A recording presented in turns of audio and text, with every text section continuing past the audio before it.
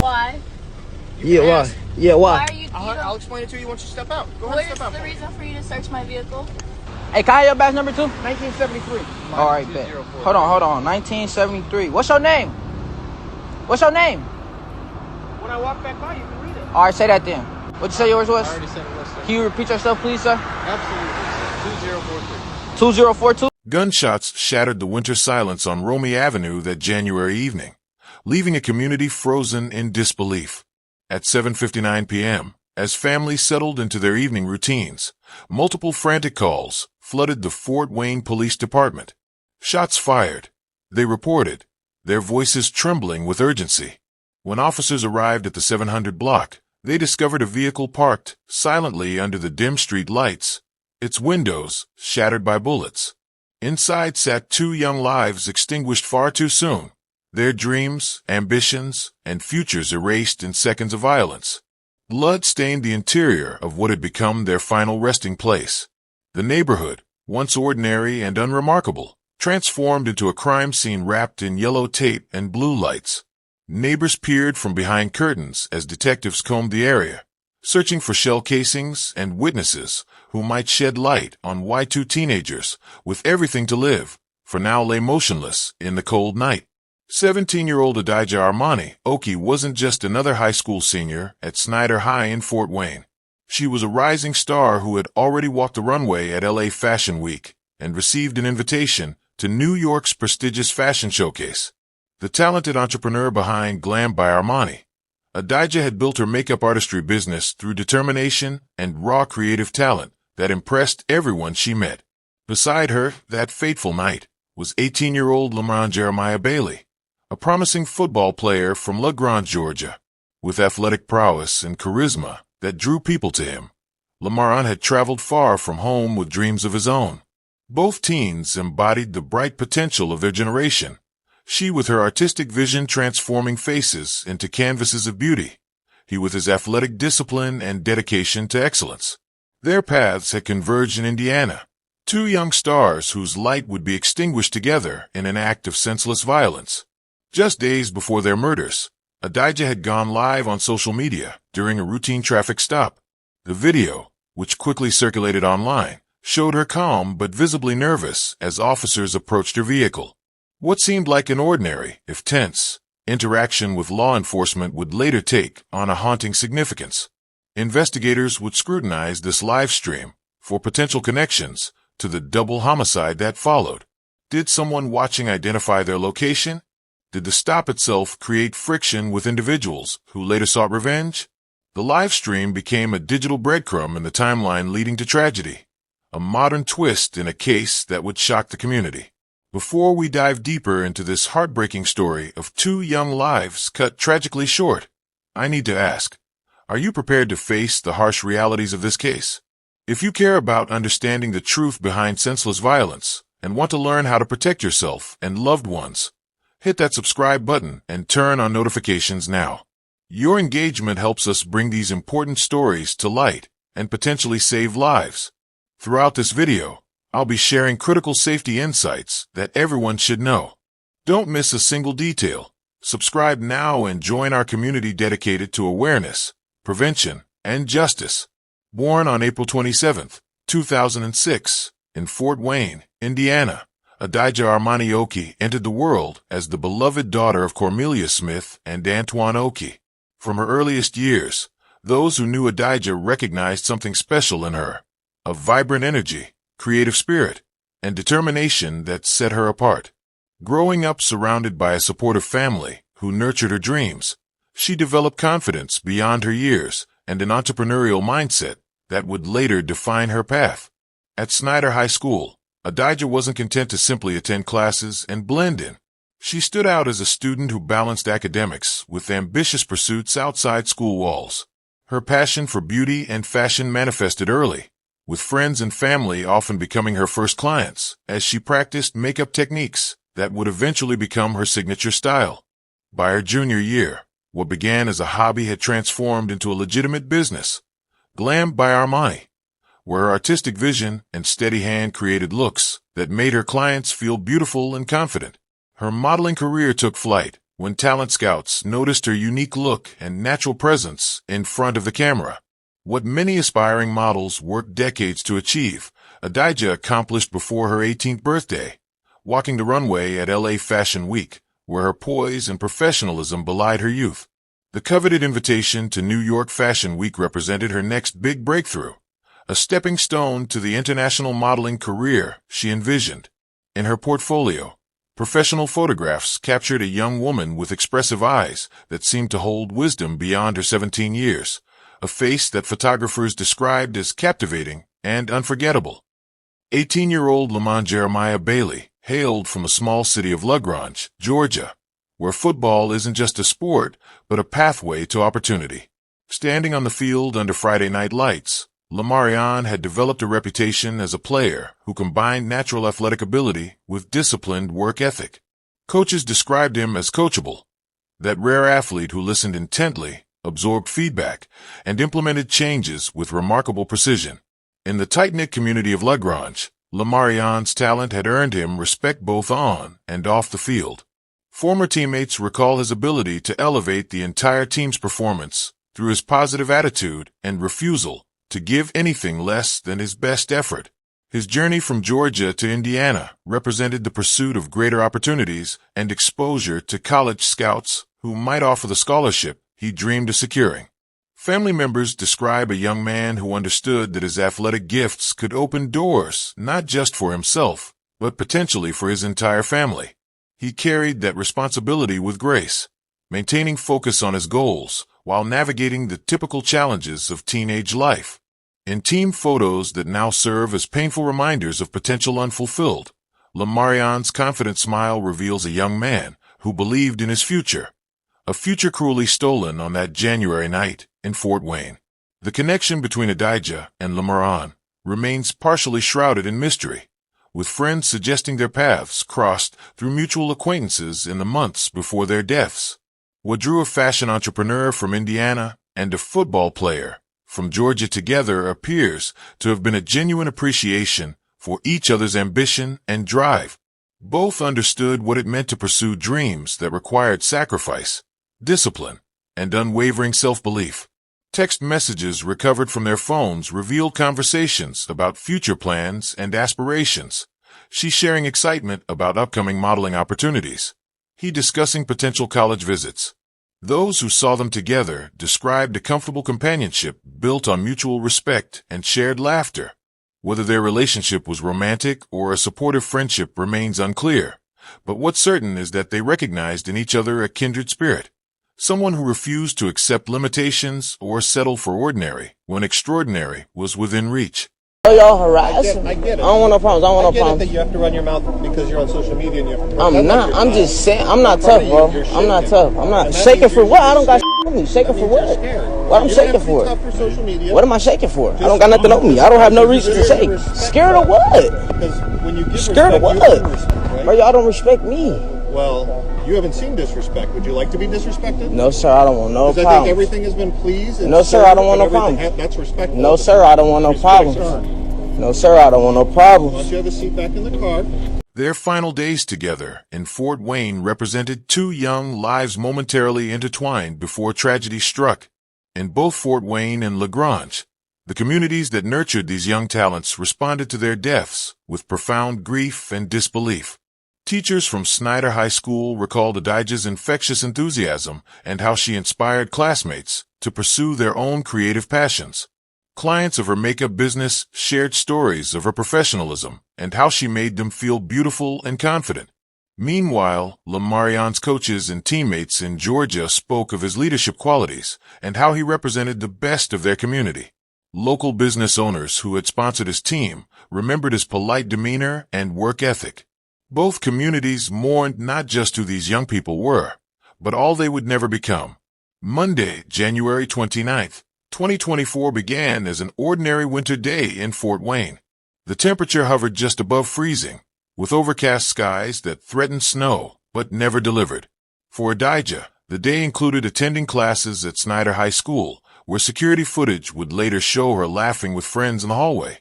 Completely unaware of what the evening would bring, she had posted on social media that morning about an upcoming makeup client and shared photos of a recent modeling shoot. Lamarion's movements earlier that day included a visit to a local gym, confirmed by his check-in on a fitness app. Around noon, he exchanged text messages with family back in Georgia, mentioning plans to return home the following weekend. Neither Adijah nor Lamarion showed any signs of concern or fear in their communications throughout the day. Their social media activity appeared normal and upbeat. By late afternoon, the pair had connected and decided to spend the evening together. Receipts would later show they purchased food at a drive-thru restaurant around 6:15 p.m. Security cameras captured them stopping for gas at a station on East State Boulevard approximately 30 minutes later.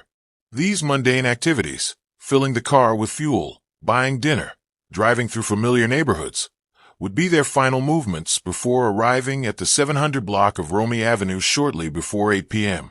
3 days before their deaths, Adijah had gone live on Instagram during a traffic stop that would later take on chilling significance. The live stream, which lasted approximately 12 minutes, showed Adijah being pulled over by Fort Wayne police for what appeared to be a minor traffic violation.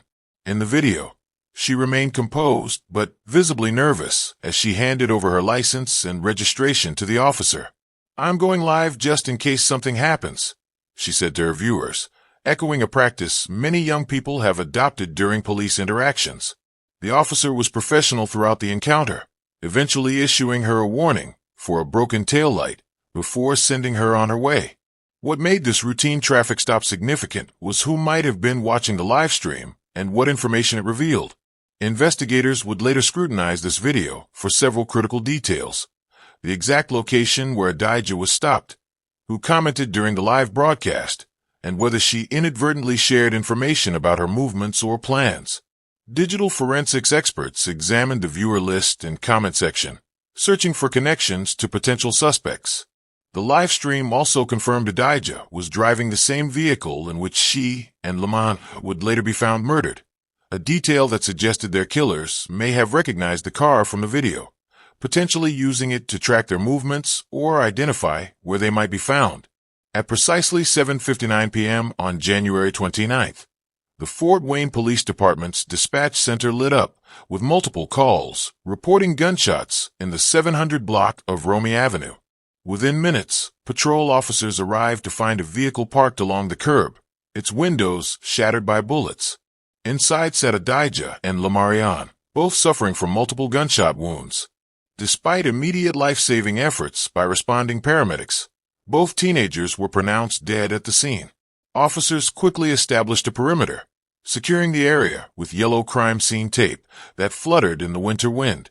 Detectives from the homicide unit arrived within 30 minutes, beginning the meticulous process of collecting evidence. Shell casings littered the street around the vehicle, suggesting the shooter or shooters had fired multiple rounds from close range. The medical examiner, arriving shortly after 9 p.m., confirmed what was already apparent. This was a deliberate, execution-style double homicide that had claimed 2 young lives with surgical precision.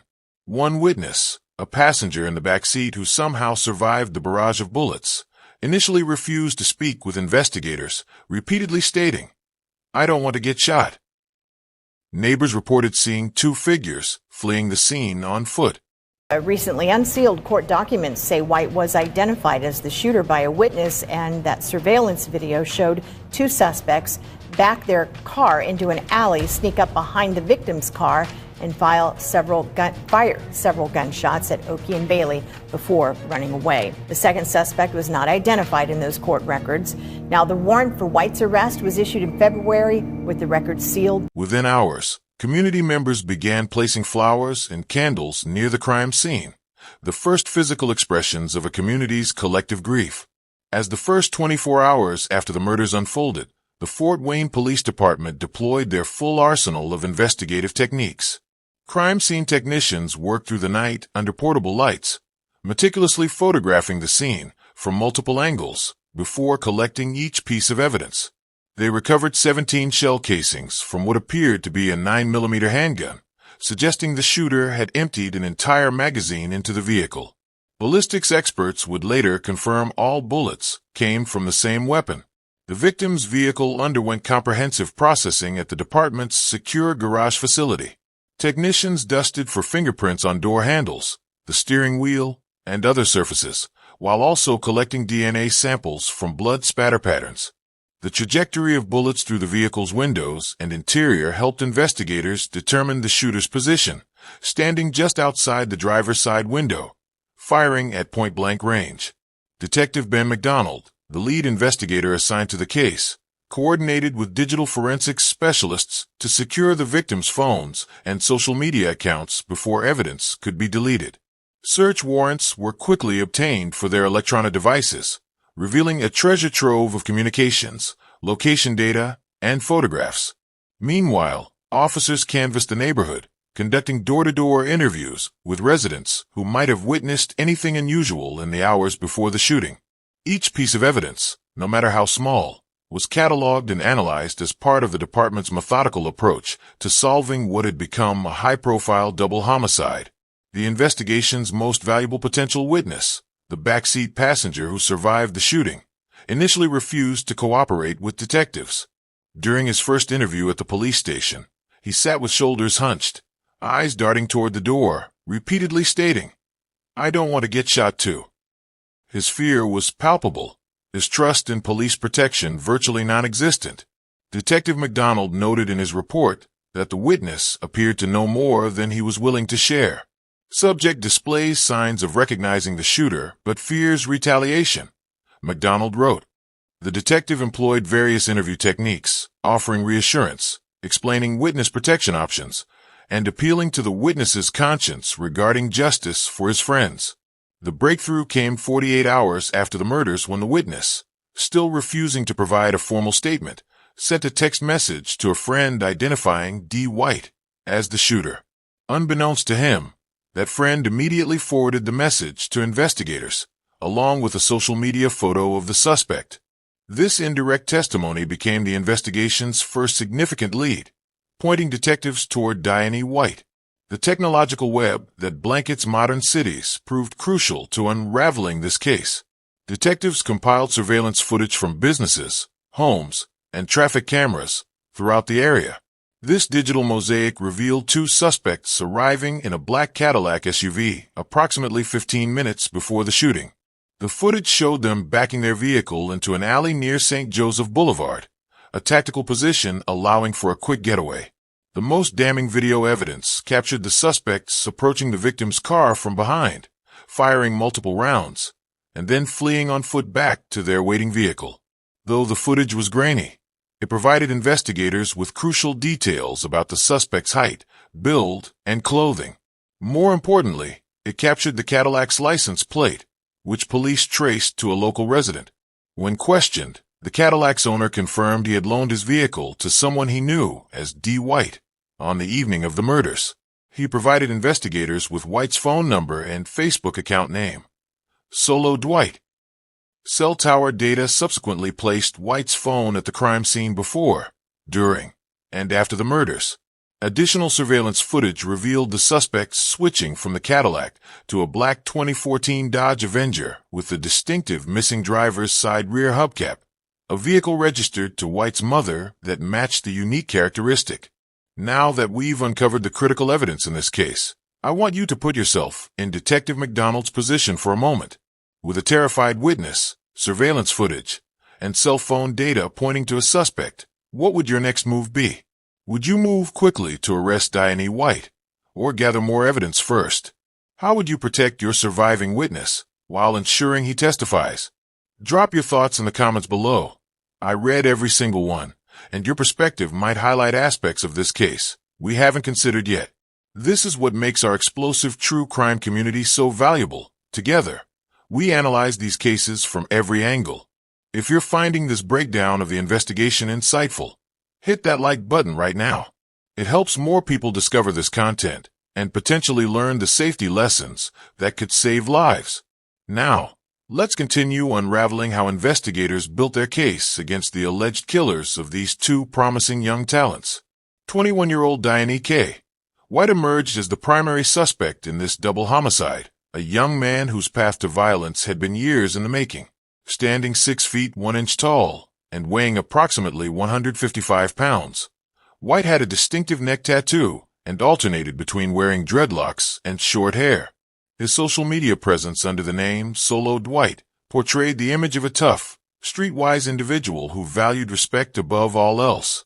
White's history with law enforcement began in his mid-teens with juvenile offenses that escalated in severity as he aged.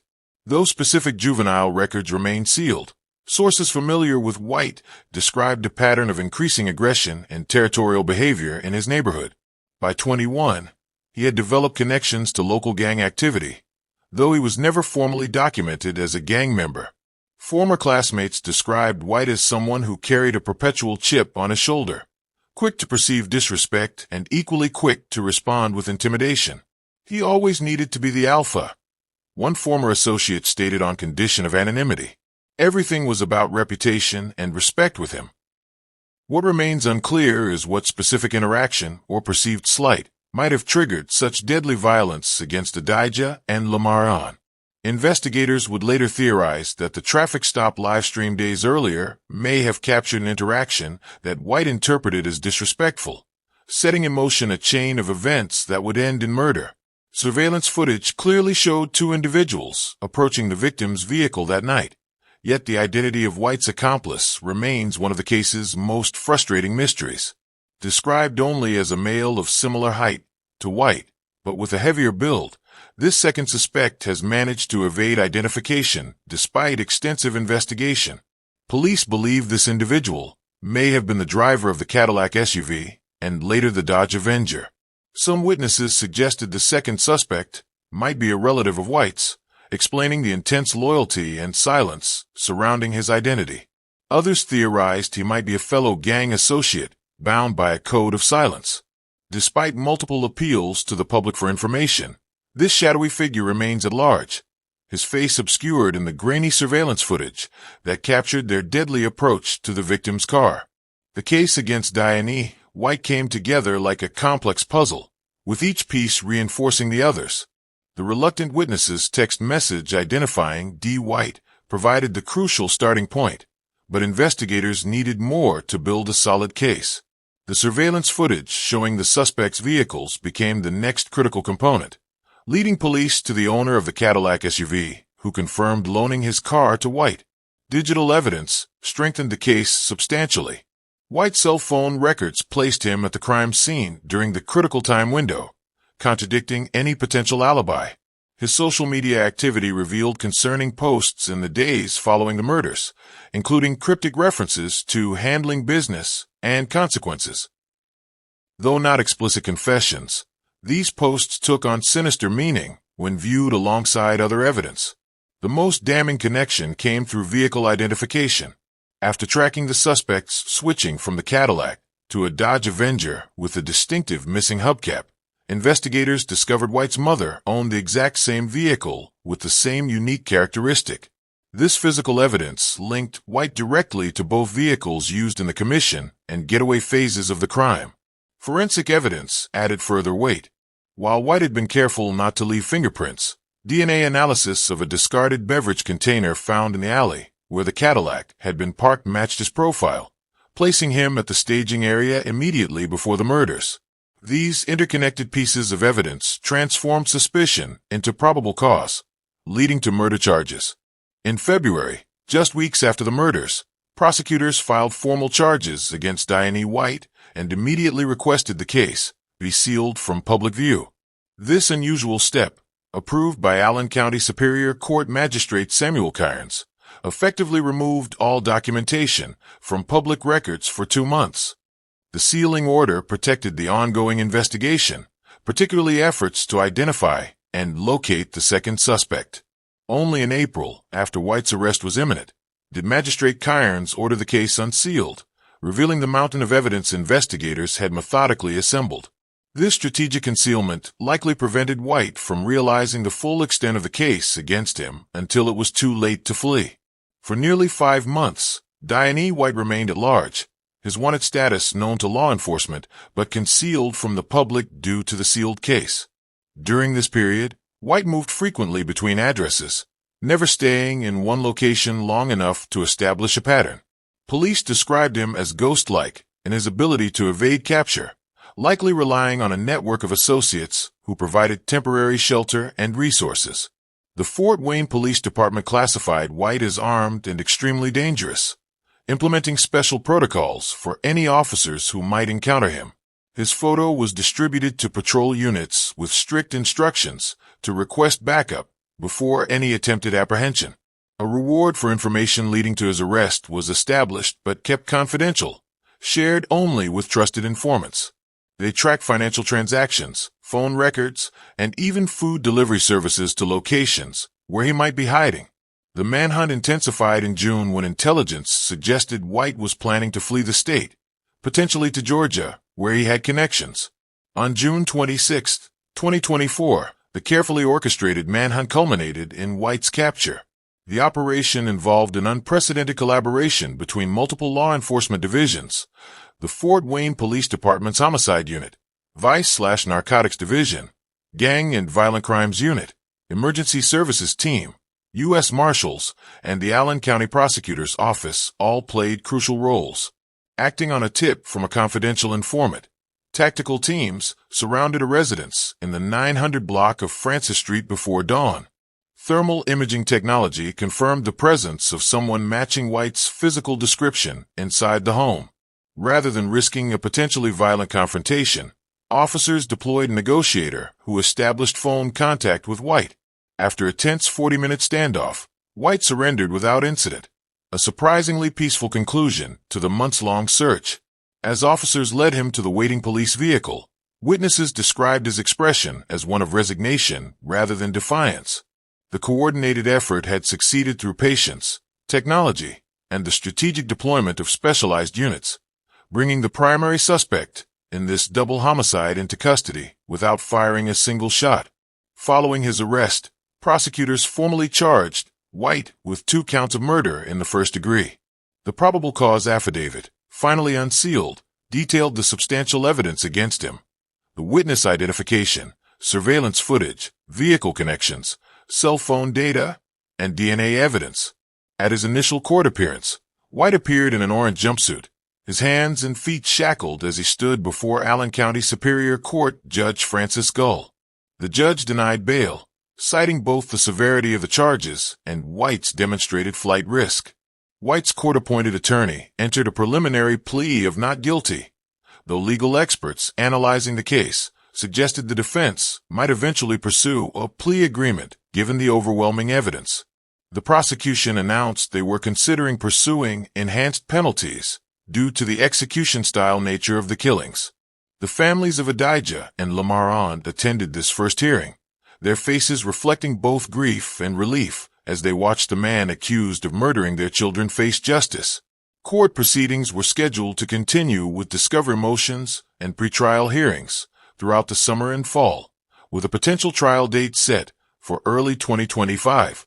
As of today, White remains in custody awaiting trial, while the investigation into his unidentified accomplice continues. Detectives believe someone in the community knows this second suspect's identity, but fears coming forward.